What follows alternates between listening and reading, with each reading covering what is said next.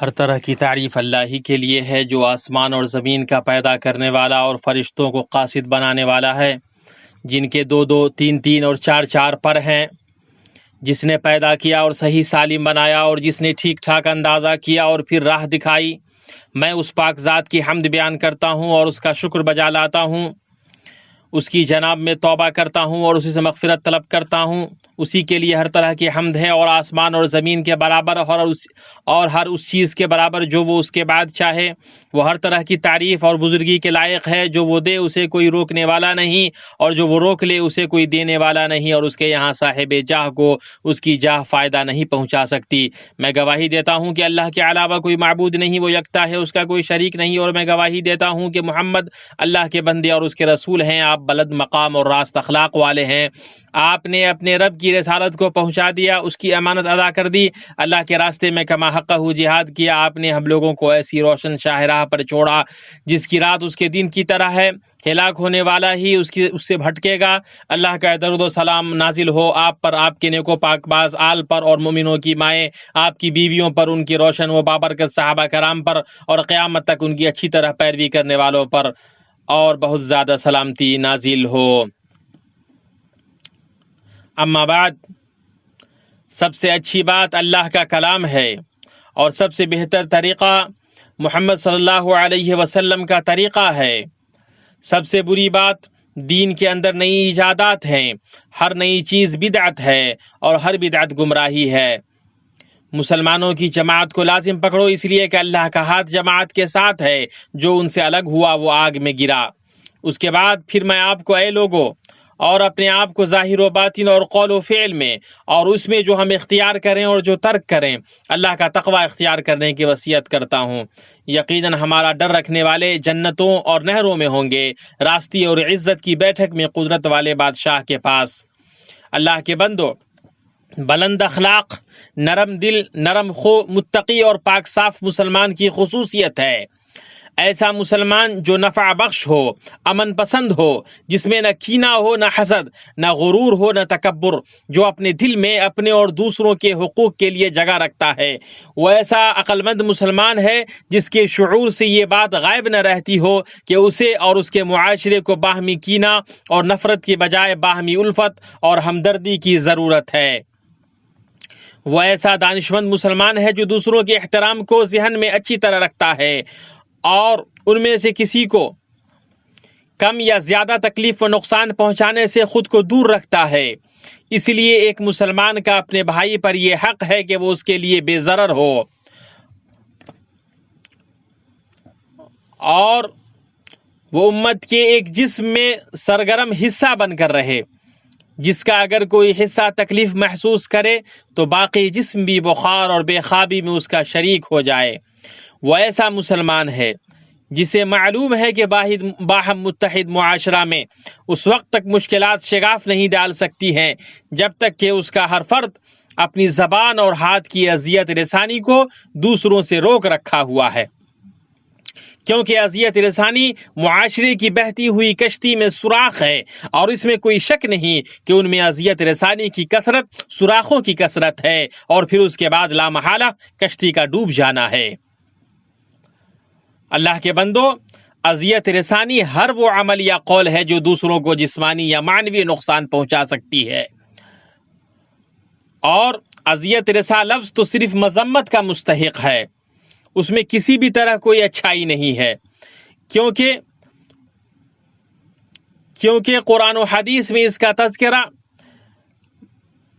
مذمت اور ناپسندیدگی کے ساتھ کیا گیا ہے، اور سلف و صالح اور اہل خرد حکماء سے بھی اسی طرح کے اقوال منقول ہیں۔ یہ ایک ایسا کلمہ ہے جس کے محض تلفظ سے ہی راست صاف ستھرے لوگوں کی طبیعتیں نفرت کرتی ہیں، تو پھر اس کے نتیجے کے بارے میں کیا خیال ہے جبکہ اس کا اثر اذیت رسانی ہے۔ اللہ راست آدمی کا دل اذیت رسانی کی طرف مائل ہونے سے انکار کرتا ہے، کیونکہ یہ بچھو کی فطرتوں میں سے ہے۔ اللہ ہمیں اور آپ کو اس سے بچائے۔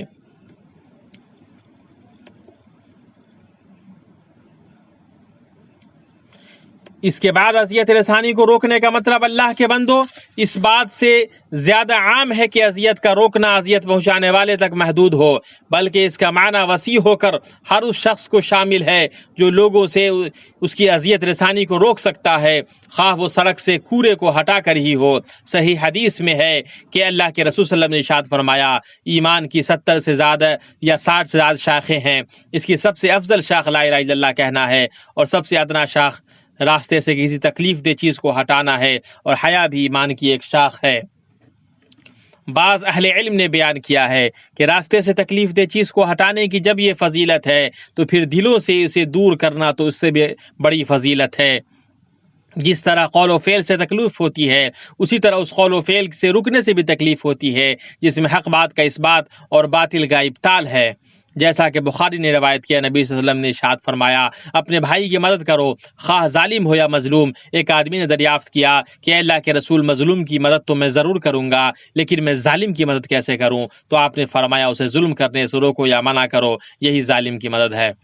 ایذا رسانی کا پیشہ کمتر نفوس ہی اختیار کرتے ہیں، اس لیے کہ وہ یہی اچھی طرح کر سکتے ہیں۔ لوگوں میں سب سے بہادر وہ ہے جو اذیت رسانی کے معاملے میں بزدل ہے، اور سب سے بزدل وہ ہے جو اس میں بہادر ہے۔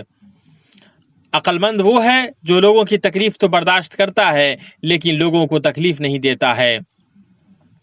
اگر ہم میں سے ہر ایک اس بات کو ذہن میں رکھے کہ وہ اس اذیت کو جو وہ دوسروں کو دے اسی کسوٹی پر پرکھے گا جس پر وہ دوسروں سے ملی اذیت کو رکھتا ہے، تو لوگوں کے درمیان سے بلا شبہ اذیت رسانی ختم ہو جائے گی۔ تباہی ان لوگوں کے لیے ہے جن کے صحیفے دوسروں کو تکلیف پہنچانے سے بھرے ہوئے ہیں، ان کے لیے بربادی ہو، پھر ان کے لیے بربادی ہو کہ تغابن ہار جیت کے دن ان کی مفلسی کے صحیفے کا اعلان کیا جائے گا تاکہ وہ دنیا اور آخرت کو کھوتے ہوئے واپس لوٹے۔ واقعی یہ کھلا نقصان ہے۔ تو ہم سب کو اس کی ضرورت ہے کہ ہم نفع اٹھانے والوں میں سے بنیں، مفلسوں میں سے نہیں۔ اور یہ عقل والی بات ہے کہ آدمی اپنے جبڑے کو اس بات سے روکے کہ زبان کو آزاد چھوڑ دے کہ ایسی چیز بکتی پھرے جو دوسرے کو تکلیف پہنچائے اور جس سے نفع کے بجائے نقصان ہو، اور اپنے ہاتھ کو اس طرح کھولے کہ اس کی ہتھیلی ہر امن پسندی کے لیے پھیلی رہے، اس سے نہ کوئی ایسی چیز پکڑے اور نہ اس کی طرف بڑھائے جو اس کے مولا اللہ کو ناراض کرے۔ صحیحین میں ہے کہ نبی صلی اللہ علیہ وسلم نے ارشاد فرمایا، مسلمان وہ ہے جس کی زبان اور ہاتھ سے دوسرے مسلمان محفوظ رہیں۔ زبان کو حدیث میں ہاتھ پر مقدم کیا گیا ہے، باوجود اس کے کہ ہاتھ جسمانی طور پر زیادہ مضبوط ہے، کیونکہ زبان کے زخم میں معنوی، نفسیاتی اور زمانی گہرائی ہوتی ہے جو ہاتھ کے زخم سے بڑھ کر ہے۔ شیخ الاسلام ابن تیمیہ کا قول ہے، کچھ لوگوں کو آپ صرف تنقید کرتے دیکھیں گے، وہ فرقوں اور نسلوں کے اچھے کاموں کو بھول جاتے ہیں اور ان کی برائیوں کا تذکرہ کرتے ہیں۔ جیسے مکھیاں عافیت و سلامتی والی جگہ کو چھوڑ کر تکلیف اور زخم پر بیٹھتی ہیں، اور یہ نفسوں کا گھٹیا پن اور مزاج کی خرابی میں سے ہے، تو اس شخص کے لیے کتنی نامرادی ہے جس کی زبان کی درازی اور ہاتھ کے ہتھوڑوں سے بچنے کے لیے اس سے آس پاس کے لوگ بھاگ جاتے ہیں، اور اس شخص کے لیے کتنی کامیابی ہے جس نے نہ تو اپنے آپ کو نقصان پہنچایا، نہ اپنے پڑوسی کو نقصان پہنچایا، نہ اپنے قریبی کو نقصان پہنچایا، یا نہ کسی مسلمان کو نقصان پہنچایا۔ نبی کریم صلی اللہ علیہ وسلم کی اس حدیث مبارک کو ذہن میں رکھتے ہوئے جس میں آپ نے فرمایا، اے اللہ آسمان اور زمین کے پیدا کرنے والے، کھلی ہوئی اور پوشیدہ چیزوں کے جاننے والے، سوائے تیرے کوئی معبود برحق نہیں، تو ہر چیز کا رب اور اس کا بادشاہ ہے۔ اے اللہ میں تیری پناہ چاہتا ہوں اپنے نفس کے شر سے، شیطان کے شر، اس کے جال اور پھندوں سے، اور میں تیری پناہ چاہتا ہوں اس بات کے لیے کہ کسی برائی کا ارتکاب کروں یا دوسروں تک پہنچنے کا باعث بنوں۔ رواہ ترمذی۔ کامیاب وہ ہے جو اپنی زبان کو غیبت، چغل خوری، طعنہ زنی اور عیب جوئی سے باز رکھے، اپنے ہاتھ کو تکلیف پہنچانے سے محفوظ رکھے، اپنے قلب کو کینہ، حسد، فتنہ، اضطراب اور تشویش سے پاک و صاف رکھے، دوسروں پر ایسا الزام جو ان میں نہیں ہے لگانے سے باز رہے، اور لوگوں کے عیوب اور لغزشوں کی ٹوہ میں نہ پڑے کہ ان پر آر دلائے، ان پر خوش ہو یا انہیں بڑھا چڑھا کر پیش کرے اور بھڑکائے۔ سادہ لوح وہ ہے جس نے اپنی ہتھیلی کو نرم کر لیا، اس سے تکلیف کو دور کیا اور روکا، اور وہ ہمارے لیے خندہ رو اور خندہ پیشانی بنا۔ اس نے اپنا جبڑا بند کر لیا اور ہاتھ کھول دیا۔ سنو، اللہ کا تقوی اختیار کرو اے اللہ کے بندو۔ ہم میں سے ہر ایک کو ان برے لوگوں میں شامل ہونے سے بچنا چاہیے جن کے بارے میں نبی صلی اللہ علیہ وسلم نے اپنی اس قول کے ذریعے بتایا۔ اللہ کے پاس قیامت کے دن وہ لوگ بدترین ہوں گے جن کے شر کے ڈر سے لوگ ان سے ملنا چھوڑ دیں۔ رواہ البخاری۔ اللہ میرے لیے آپ اور آپ کے لیے قرآن اور سنت برکت عطا فرمائے اور آپ کو اس کی آیت و حکمت سے فائدہ پہنچائے۔ میں کہتا ہوں جو تم سن رہے ہو، اور اللہ سے اپنے لیے اور آپ کے لیے گناہ کی مغفرت طلب کرتا ہوں۔ آپ اس سے مغفرت طلب کریں، بے شک، اور توبہ کریں، بے شک وہ بڑا بخشنے والا مہربان ہے۔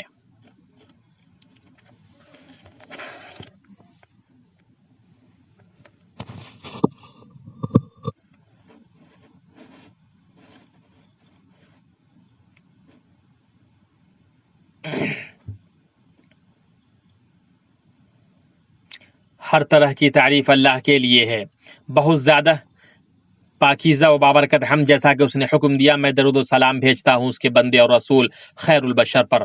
اما بعد، اللہ کا تقوی اختیار کرو اے اللہ کے بندو، اور جان لو کہ ایک ایسا عظیم صدقہ ہے جو مسلمان کو فائدہ پہنچاتا ہے اور اس کا مقام بلند کرتا ہے۔ ایسا صدقہ جس کے لیے نہ تو مال کی ضرورت ہے اور نہ جسمانی محنت کرنے اور نہ کچھ بولنے کی ضرورت ہے۔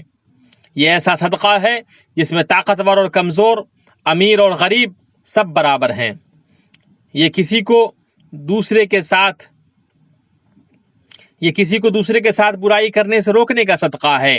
حضرت ابو ذر رضی اللہ عنہ سے روایت ہے، انہوں نے کہا کہ میں نے پوچھا اے اللہ کے رسول کون سا عمل افضل ہے؟ آپ نے فرمایا اللہ پر ایمان لانا اور اس کی راہ میں جہاد کرنا۔ انہوں نے کہا میں نے پوچھا کون سا غلام آزاد کرنا افضل ہے؟ آپ نے فرمایا جو اس کے مالکوں کی نظر میں زیادہ قیمتی اور زیادہ نفیس ہو۔ انہوں نے کہا میں نے پوچھا اگر میں یہ کام نہ کر سکوں تو؟ آپ نے فرمایا کسی کاریگر کی مدد کرو یا کسی اناڑی کا کام کر دو۔ میں نے پوچھا اے اللہ کے رسول آپ کیا کہتے ہیں اگر میں ایسے کام کی طاقت نہ رکھتا ہوں تو؟ آپ نے فرمایا لوگوں سے اپنا شر روک لو، یہ تمہاری طرف سے خود تمہارے لیے صدقہ ہے۔ اسے بخاری اور مسلم نے روایت کیا ہے۔ کسی عقل مند شخص کو اس میں ذرا بھی شک نہیں ہے کہ بھلائی کی طلب سے برائی سے باز رہنا ہے۔ کہا گیا ہے کہ جیسی کرنی ویسی بھرنی۔ اسی طرح کہا گیا ہے کہ جزا عمل کی جنس سے ہے، کیونکہ جو بھی اپنے مسلمان بھائی کو تکلیف پہنچاتا ہے اسے جلد یا بدیر تکلیف پہنچے گی۔ امام مالک رحمہ اللہ کا قول ہے میں نے مدینے میں ایسے لوگوں کو پایا جن کے اندر کوئی عیب نہیں تھا، پھر انہوں نے لوگوں کی عیب جوئی کی تو ان کے اندر وہ عیوب داخل ہو گئے، اور میں نے مدینے میں ایسے لوگوں کو بھی پایا جن کے اندر عیوب تھے مگر وہ لوگوں کے عیبوں کے بارے میں خاموش رہے تو ان کے عیوب ختم ہو گئے۔ لہٰذا اللہ کے بندو تکلیف پہنچانے کے انجام سے بچو، کیونکہ یہ ایک تباہ کن عادت اور مہلک فعل ہے جو صریح گناہ اور ذلت آمیز عذاب لاتا ہے۔ اللہ نے اپنی محکم کتاب میں فرمایا جو لوگ اللہ اور اس کے رسول کو ایذا دیتے ہیں ان پر دنیا اور آخرت میں اللہ کی پھٹکار ہے اور ان کے لیے نہایت رسوا کن عذاب ہے، اور جو لوگ مومن مردوں اور مومن عورتوں کو ایسے کام کی تہمت سے جو انہوں نے نہ کیا ہو ایذا دیں تو انہوں نے بہتان اور صریح گناہ کا بوجھ اپنے سر پر رکھا۔ درود و سلام نازل ہو صاحب حوض اور شفاعت پر۔ اللہ تبارک تعالیٰ نے تمہیں حکم دیا ہے کہ تم آپ پیارے نبی پر درود و سلام بھیجو۔ اللہ محمد اور آل محمد پر ایسے ہی رحمت نازل فرما جیسے کہ تو نے ابراہیم اور ان کی اولاد پر رحمت نازل فرمائی۔ اے اللہ تو چاروں خلفاء ابوبکر عمر عثمان اور علی تمام صحابہ تابعین اور قیامت تک ان کی درست طریقے سے پیروی کرنے والے تمام لوگوں سے راضی ہو جا۔ اے اللہ اسلام اور مسلمانوں کو غلبہ عطا فرما، اے اللہ اسلام اور مسلمانوں کو غلبہ عطا فرما، شرک اور مشرکوں کو رسوا کر تو اپنے مومن بندوں کی مدد فرما۔ اے اللہ ہمارے اماموں کی اصلاح فرما، اے اللہ ہمارے ولی امر کو جو چیز تو چاہتا اور پسند کرتا اس کی توفیق دے۔ اے حی و قیوم، اے اللہ ان کو اور ان کے ولی عہد کو اس چیز کی توفیق دے جس میں اس ملک کی بھلائی ہے۔ اے اللہ ہمارے اس دنیا کی اصلاح فرما جس میں ہماری معاش ہے، اور ہمارے اس آخرت کی اصلاح فرما جو ہمارا انجام ہے۔ اے اللہ خیر میں ہماری زندگی کو تو زیادہ فرما، اے اللہ جو ہماری آنکھوں کی ٹھنڈک ہے اس کو ختم نہ کر۔